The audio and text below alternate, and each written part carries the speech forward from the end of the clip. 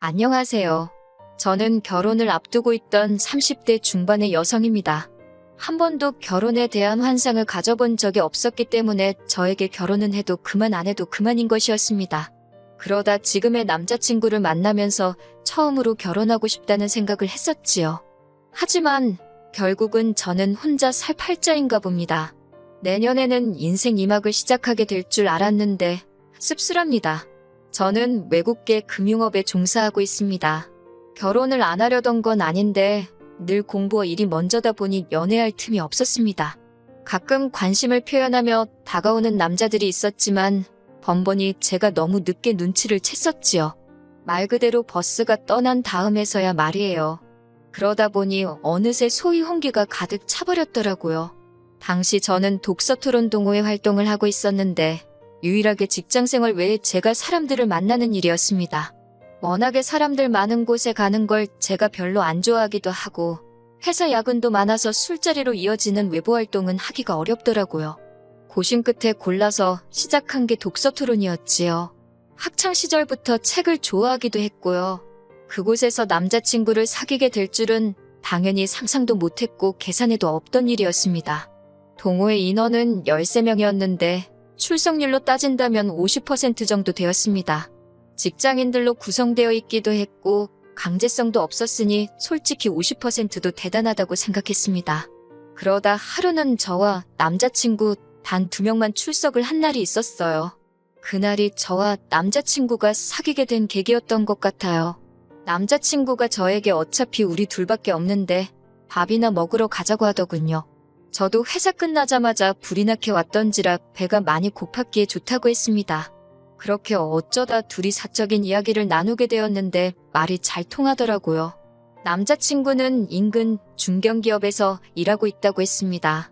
저희 회사에서 그다지 멀지도 않았고요. 다음엔 퇴근 후에 커피라도 한잔하자는 남자친구의 제안이 싫지 않았어요. 그런 식의 만남이 몇 번 반복되다 보니 어느새 저희는 자연스럽게 연인 사이가 되어 있었습니다.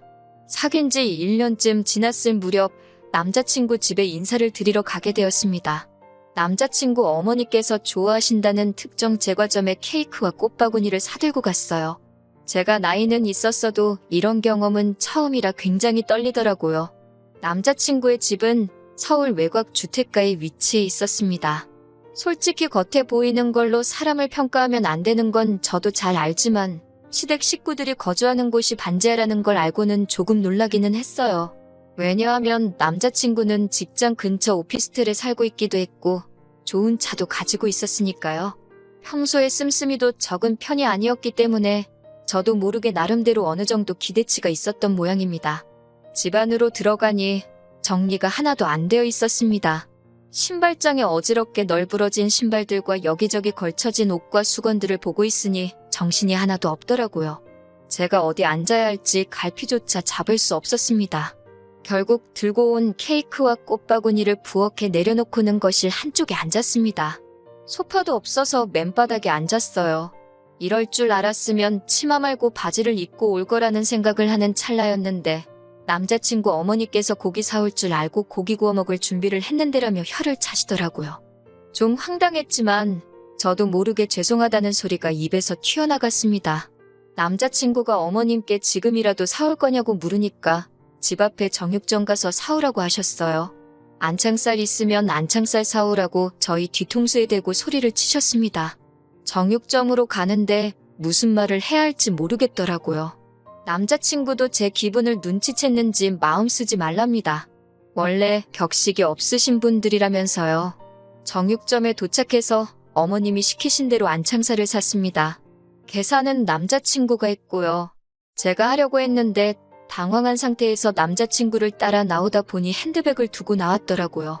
다시 집에 도착하니 아까 못 봤던 사람이 한 명 있었습니다. 남자친구의 여동생이었어요. 남자친구보다 6살 어린 여동생이 있다는 이야기는 들었는데 친하진 않다고 했어요. 성격이 너무 안 맞는다고요. 너무 뻔뻔하고 생각이 짧아서 이야기를 하다 보면 화가 난다나요. 그때만 해도 제가 실제로 남자친구의 여동생을 본 적은 없었던 상황인데 남자친구가 그렇게 이야기를 하니 오히려 남자친구가 이상해 보였습니다. 좀처럼 남에 대해서 그런 식으로 험담을 하는 성격이 아니거든요. 하지만 남자친구 여동생의 언행과 태도를 지켜보니 남자친구가 그토록 싫어하는 게 충분히 이해가 되더라고요. 화장을 고치려고 핸드백을 여는데 누군가 손댄 것 같은 느낌이 들었습니다. 저는 항상 핸드백 중간을 잠궈두는데 그게 훤히 열려 있었거든요. 하지만 그때만 해도 스스로 예민해서 깜빡한 거라고 생각하고 가볍게 넘겼습니다. 그런데 아무리 찾아도 제 립스틱이 안 보이더라고요. 며칠 전에 산 명품 브랜드로 새거나 마찬가지였고 좀 전에 오는 길에 남자친구 차 안에서도 발랐는데 말이에요. 차에서 떨어뜨렸나 싶어서 이따 집에 갈 때 찾아봐야겠다 생각했습니다. 하지만 차까지 갈 필요도 없었어요. 거실 바닥에 신문지를 깔고 고기를 구워 먹기 시작했습니다. 하얀 원피스를 입고 갔던 저는 옷차림에 신경 쓰느라 몇 점 먹지도 못했어요. 그러다 남자친구 여동생이 쌈장 찍은 고기를 들고 이리저리 설레발을 치더니 결국 제 옷에 흘리더라고요. 저도 모르게 인상을 쓴 모양입니다. 남자친구 어머님께서 사람이 실수할 수도 있지 뭘 그렇게 무안을 주냐면서 성격이 원래 그렇게 예민하냐고 물으시더군요. 그러자 그 여동생이 한다는 소리가 원래 여자가 나이가 들면 그렇게 짜증이 쉽게 난다면서요? 라고 저에게 묻는 거예요. 그제서야 알겠더라고요. 남자친구의 어머니도 여동생도 저를 마음에 들어하지 않는다는 걸요. 고기가 코로 들어가는지 입으로 들어가는지 모를 식사를 끝내고 언제쯤 집에 가려나 눈치를 살피고 있었습니다. 기분도 안 좋고 마음도 많이 상해서 빨리 집에 가고 싶은 생각뿐이었어요. 그런데 어머님께서 부엌에서 수박하고 복숭아를 가져오시더니 저더러 좀 잘라보라고 하시는 겁니다. 손님으로서 인사드리러 온 자리에서 이런 일을 하게 될 줄은 예상치 못했기 때문에 굉장히 당황스러웠어요. 변명 같지만 제 이야기를 좀 해보자면 제가 대학교에 들어가고 나서 어머니께서 사고로 세상을 떠나셨습니다. 어머니가 떠나신 이후 처음엔 제가 어머니의 역할을 맡아 해보려고 했어요. 집안일도 하고 식사 준비도 하는 일들이요. 하지만 아버지께서는 저는 제 인생을 살라며 더 열심히 공부하고 좋은 직장에 가라 하셨습니다. 주부로서의 삶은 결혼하면 좋든 싫든 하게 될 것이니 미리부터 경험할 필요 없다고요. 그리고 절대 자랑은 아니지만 어려서부터 저는 비교적 유복한 집안에서 자랐습니다. 그래서 필요할 때는 집안일을 도와주시는 도우미 이모님이 오시곤 했기 때문에 더욱이 제가 집안일이나 요리에 신경 쓸 이유가 없었어요. 하지만 남자친구의 어머니께선 어떻게 여자가 그 나이 먹도록 칼질도 못하냐면서 이게 다 엄마가 없어서 그렇다 말씀하셨습니다. 지금부터 당신이 하나부터 10까지 다 가르쳐야겠다고요. 그런 말을 듣고 있는데 너무 속상했습니다. 남자친구가 왜 자꾸 듣기 싫은 소리를 하냐면서 자기가 자른다고 일이 달라고 한마디 나서서 해주긴 했지만 한번 뱉은 말이 주워 담아질 리 없잖아요.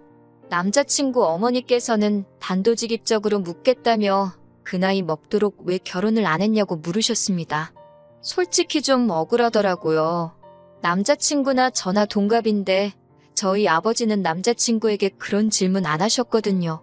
사람이 사회생활하다 보면 결혼이 좀 늦어질 수도 있는 거라면서요. 저도 똑같이 사회생활을 하고 있었는데 왜 제 나이는 이토록 문제가 되는 건지 싶었습니다. 하지만 어머님께 이런 식으로 따지고 들 수는 없는 노릇이었으니 그냥 직장 생활하다 보니 늦어졌다고 말씀드렸습니다. 그러자 그 직장은 계속 다닐 거냐고 물으셨어요. 여자가 벌어봤자 얼마나 버냐면서요. 제가 다니는 회사는 육아휴직이 비교적 잘 되어 있어서 최대 3년까지 쉴 수 있기 때문에 굳이 관둘 이유가 없다고 말씀드렸습니다. 아버지는 뭐 하시냐는 질문에 사업하시는 분이고 여전히 현역에서 일하고 계신다 했더니 돈은 많이 버시냐고 묻더라고요. 이런 질문을 아무렇지 않다는 듯 하시는 모습을 보고 황당했지만 저도 마음속에서 어떤 반발심이 생겼던 상태라 많이 버신다 했습니다. 한 달에 1,000은 기본이라고요. 사실 저도 잘 모르는데 대충 찍어서 말했어요. 그러자 남자친구 어머니와 여동생 눈빛이 묘하게 달라지더라고요. 혼자 사는 양반이 그렇게 많이 벌어서 그 돈 다 뭐 하시냐 하시길래 그건 저도 모른다. 아버지 재산에는 전 관심 없다고 말씀드렸습니다. 그건 사실이에요. 저도 저 먹고 사는데 부족하지 않을 만큼 잘 벌고 있었으니까요. 그런 대화가 오가는 와중 남자친구 여동생이 화장실을 가야겠다며 일어나더라고요. 그런데 주머니에서 뭔가 반짝하면서 떨어지더라고요. 자연스레 시선이 그리 향했는데 제 립스틱이었습니다. 순간 이게 무슨 상황인가 파악이 안 돼서 신우를 올려보는데 신우가 얼른 립스틱을 낚아채더니 이거 방바닥에서 주웠다며 혹시 제 거냐고 물어요. 맞는 것 같다니까 잘 좀 챙기라면서 신경질을 부리며 저한테 던지듯 주고 가더라고요. 심증은 가는데 확증이 없으니 화를 낼 수도 없고 그렇다고 고맙지도 않고 한마디로 어이가 없었지요. 남자친구도 이게 무슨 상황인가 파악하려는 눈치였어요. 집으로 돌아오는데 아무리 곱씹어봐도 하루 종일 정말 기분 나쁜 일들만 가득한 하루였습니다. 남자친구가 제 눈치를 살피면서 괜찮냐고 묻는데 도저히 괜찮다는 대답이 안 나가더라고요. 제가 왜 하루 종일 그런 대접을 받아야 했는지도 이해가 안 되었고 남자친구 여동생이 제 핸드백에 손을 댔다는 사실이 너무나 불쾌했어요. 이틀 동안 남자친구로부터 걸려오는 전화에 단답형으로만 대답하면서 진지하게 생각해봤습니다. 이 결혼을 하는 게 정말 맞는 건가 싶었거든요. 그리고 결국 남자친구에게 결혼 이야기는 없었던 걸로 하자고 했습니다. 연애는 원한다면 계속해도 좋지만 결혼은 안 하고 싶다고요. 남자친구는 말도 안 되는 소리라며 자기 어머니랑 여동생 때문이냐며 자기가 어떻게든 설득할 테니 제발 다시 한 번만 생각해 달랍니다. 그리고선 며칠 뒤 남자친구의 어머니께서 연락을 해오셨습니다. 저희 결혼 문제로 이야기를 좀 나눴으면 좋겠다고요. 어머님이 정해주신 장소로 나가니 아니나 다를까 남자친구 여동생도 나와 있었습니다. 아들에게 들으셨다면서 일단 당신이 그런 의도가 아니었는지만 제 마음이 상했다면 미안하다 하시더군요. 앞으로 한 가족이 되면 모녀 사이처럼 지냈으면 좋겠다는 생각에 말이 너무 쉽게 나간 것 같다고도 하셨습니다. 솔직히 그 말이 와닿지는 않았지만 그래도 나이 드신 분이 이렇게 와서 사과를 하시기까지 쉽지 않으셨을 걸 생각하고 괜찮다고 말씀드렸습니다. 남자친구 여동생도 앞으로 친자매처럼 잘 지내고 싶다며 언니 하는데 또 그런 모습을 보니 밉지만은 않더라고요.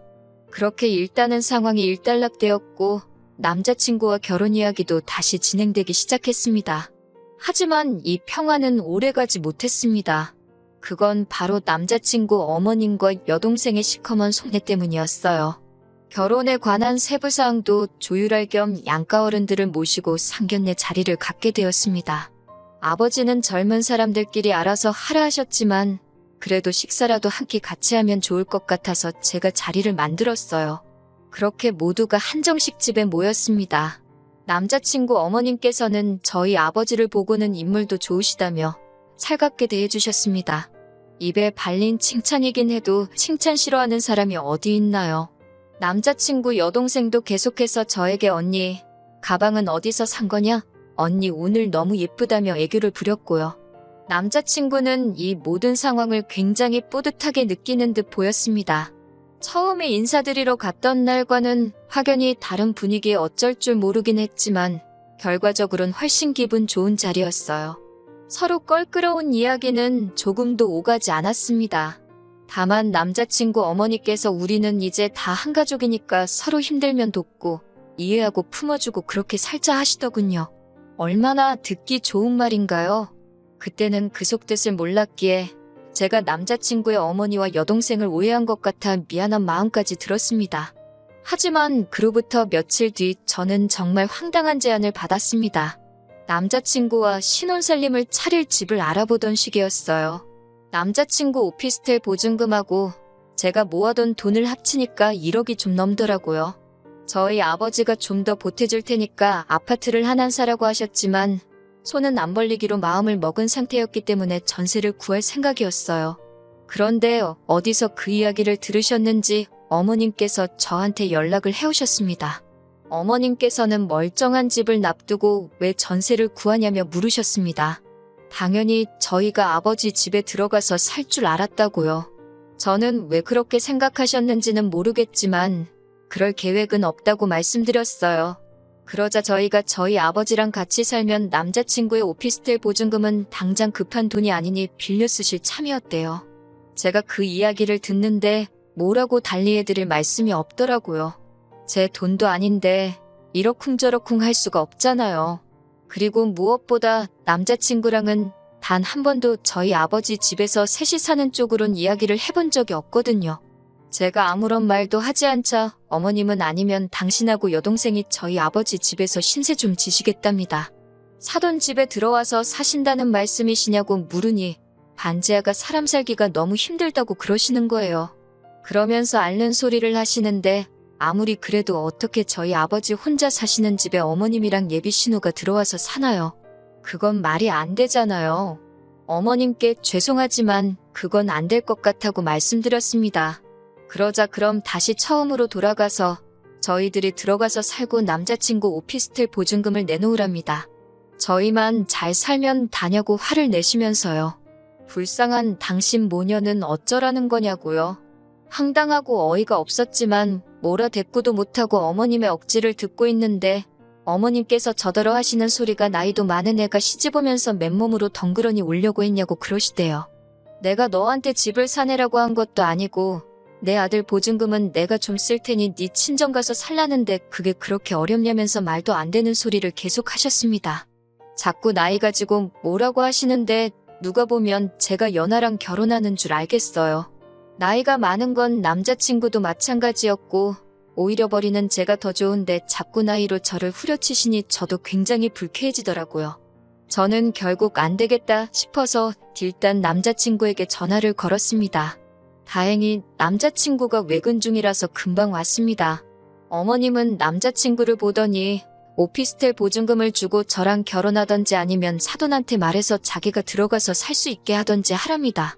말도 안 되는 두 조건을 주고는 양자택일을 시키니 남자친구도 얼빠진 표정으로 자기 엄마를 쳐다보더라고요. 그러더니 무슨 소리를 하시는 거냐고, 그게 가당키나 한 소리냐고 소리를 지르니까 어머님도 지지 않고 그럼 너는 내가 반지하 방에서 썩어 문드러질 때까지 살았으면 좋겠냐고 따지시더군요. 남자친구가 저에게 잠깐 밖에서 이야기를 하자면 나가자 했습니다. 전 이 상황이 납득도 안 되고 정말 꿈꾸는 것 같았습니다. 남자친구는 한숨을 내쉬더니 자기 어머니가 원래 저렇게 낯두껍고 염치 없는 소리를 잘한다며 자기도 죽을 맛이랍니다. 자기도 연락 잘 안 하고 살다가 결혼 이야기가 나오면서 다시 어떻게 좀 잘 지내보려고 연락을 한 건데 이 사단이 났다며 한숨을 푹푹 쉬더라고요. 그 모습을 보고 있으니 마음이 안 좋긴 했지만 제가 달리해줄 수 있는 말이 없었습니다. 그런데 그때 남자친구가 절 쳐다보더니 그냥 오피스텔 보증금은 어머니하고 여동생한테 줘버리면 안 되겠냐고 묻더군요. 그리고 아버지 집에 들어가서 살자고 그래요. 아버지가 50평대 아파트에서 저랑 둘이 사셨기 때문에 사실 저희 둘이 들어가서 살아도 부대낄 상황은 아니었고 아버지도 100% 들어와서 살라고 해주실 분이셨지만 전 그러고 싶지 않았습니다. 결혼하면 독립적으로 사는 게 당연하잖아요. 제가 그건 절대 안 될 소리라고 하니까 그럼 자기더러 어쩌라는 거냐고 소리를 치더군요. 제가 냉정하게 왜 당신 어머니가 집이 없으신 것도 아닌데 왜 거주 문제를 우리 결혼식을 통해서 해결하려고 하시는지 이해할 수가 없다고 했습니다. 그러자 남자친구가 상견례 자리에서 분명히 앞으로 한 가족이니 힘든 순간에 서로 도우며 살자고 하지 않았냐고 따져 묻더라고요. 카페에서 기다리던 남자친구 어머니까지 따라 나오셔서는 저더러 그렇게 가족 간에 선 긋고 그러는 거 아니라면서 정말 너는 내가 하나부터 열까지 다 가르쳐야겠다는 말씀을 또 하셨습니다. 순간 정말 이성의 끈을 놓아버릴 뻔했어요. 그런 제 심정도 모르고 어머님께서는 계속해서 아니면 저희 아버지더러 집을 파시라고 한 뒤 당신 반지하 보증금, 남자친구 오피스텔 보증금 그리고 저희 아버지 집값에 제 적금 모든 돈을 합쳐서 건물 하나를 사잡니다. 그래서 층별로 따로 살면 진정한 한 가족이 될 수 있다나요. 듣다 보니 완전히 저와 저희 아버지를 호구라고 봤던 것 같더라고요. 저는 너무 웃기고 발칙한 어머님의 꿈에 실소가 터졌습니다. 제가 어머님께 정말 좋은 시도셨지만 안 될 것 같다며 급기야 박장대소를 하고 말았습니다. 어머님은 저더러 제정신이냐고 어디 시험이 될 사람이 말하는데 그따위로 웃냐면서 화를 내셨지만 도저히 웃음을 멈출 수가 없었네요. 저는 남자친구에게 너도 꿈 깨라고 욕심도 적당히 내라고 배탈난다고 한마디 했습니다. 남자친구는 지금 그게 무슨 소리냐며 결혼할 사이니까 이런저런 방법을 생각해 볼 수도 있는 거 아니냐며 저더러 말 조심하랍니다. 막말로 자기랑 헤어지면 누가 저 쳐다봐주기나 할 것 같냐면서요. 그 말을 듣는데 우습더라고요. 제가 남자친구에게 난 돈이라도 있지만 넌 돈도 없는데 누가 정말 쳐다봐주기나 하겠냐고 똑같이 빈정댔습니다. 이때는 당연히 파혼을 결심한 상황이었기 때문에 말도 막 나가더라고요. 어머님께서 저더러 말 그따위로 할 거냐고 그러길래 어머님 존재 자체가 저 사람한테는 이제 짐이라고 나이 많고 돈도 없는데 홀어머니의 시집 안 간 신우까지 어떤 여자가 시집 오려고 하겠냐고 사부쳤습니다. 아들 총각 귀신 만들기 싫으시면 정신 똑바로 차리시고 사돈될 집안 재산 욕심내지 마시라고 다다다 싸붙이고 손에 2만 원 쥐어드렸습니다. 카페 커피값 내시라고요. 하원을 하기까지 한 2달 동안 정말 마음이 지옥과 천당을 오가는 기분이었습니다. 그래도 막판에 하고 싶은 말을 다 해서 그런지 미련은 없습니다. 당연히 남자친구에게선 자기가 생각이 짧았다며 그래도 자기 어머니인데 제가 말을 함부로 해서 순간 홧김에 막말을 하게 된 거라고 자기만 잘못한 건 아니랍니다. 그래도 자기가 남자니까 먼저 사과한다고 서로 잘 이 고비를 잘 넘겨보잡니다. 헛소리엔 매가 약인데 차마 몽둥이로 때릴 수도 없어서 그냥 무시했지만요. 무슨 연락이 오건 읽기만 하고 한 달 동안 싹 무시만 했더니 더 연락은 안 옵니다. 지금 무슨 생각을 하고 있을까요? 절 놓친 걸 후회하는 것 같긴 합니다. 독서 동호회 사람들에게 절 수소문하는 것 같더라고요. 저는 더 이상 동호회에 나가지는 않지만 그 안에 아직 친한 몇몇의 사람이 남아있었기에 상황을 들을 수 있었네요. 결혼은 어쩌면 제 인생엔 없는 이벤트일지도 모릅니다. 하지만 나쁜 일이 있으면 좋은 일도 있는 법이잖아요. 이번 일로 액땜했다 생각하고 좋은 일 기다리면서 살아볼까 봐요.